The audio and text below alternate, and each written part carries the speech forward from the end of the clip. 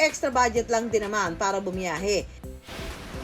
Siguradong kasama sa inyong bucket list ang Bantayan Island sa Cebu.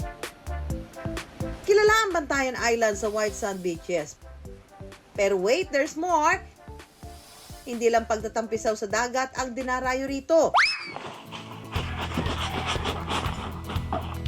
Ang isang klase kasi ng isdang nahuhuli rito, hindi ang laman ng pinagkakaguluhang matikman, kundi mismong ang tinik ng isda na ginagawang tusino.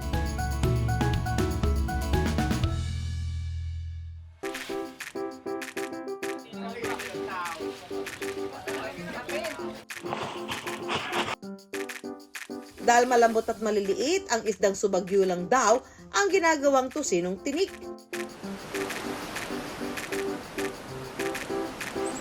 Si Ethel, isa sa may pinakamalaking bilaran ng fishbone tusino sa isla ng Bantayan.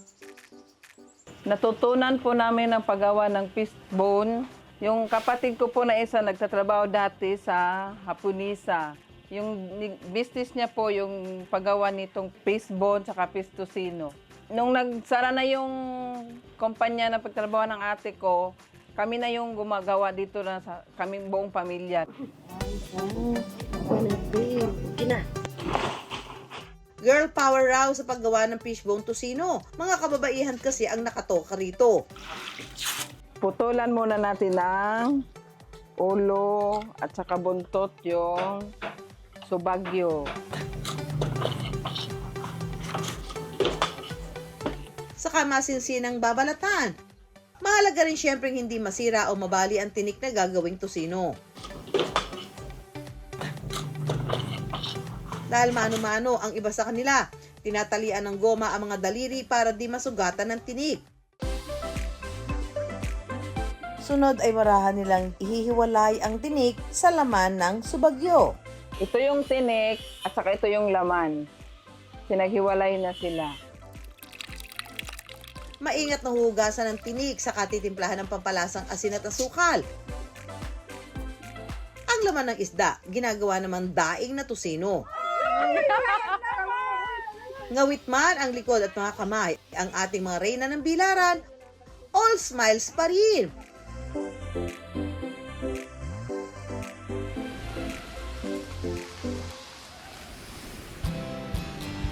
Kinabukasan, hindi pa tapos ang laban. Simula naman na mainit na sagupaan sa ilalim ng tirik na sikat ng araw. Handa na silang magbilad sa initan para patuyuin ang mga templado ng tinik ng isda. Babad man sila sa tirik ng araw,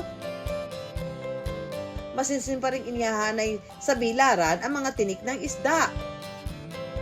Sa laki nga ng industriya ng pagbibilad sa Cebu, inilalatag na rin ang mga patutuyuing isda sa kani-kanilang bubong.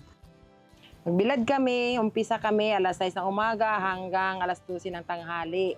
Tapos ang pagbilad nito isang araw at kalahati.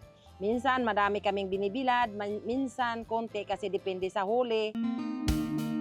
Tip ni Ethel, mas sumasarap daw ang tusinong tinik kapag maghapong ibinilad o mahigit 20 oras. Ang ganitong kabuhayan malaking tulong sa taga-Bantayan.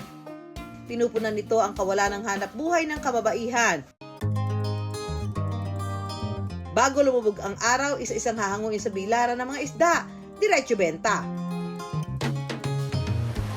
Kaya mga ka-wonder, sa susunod na mapadpad sa Bantayan sa Cebu, huwag matakot matinik ng kanilang pambatong produkto. Very good.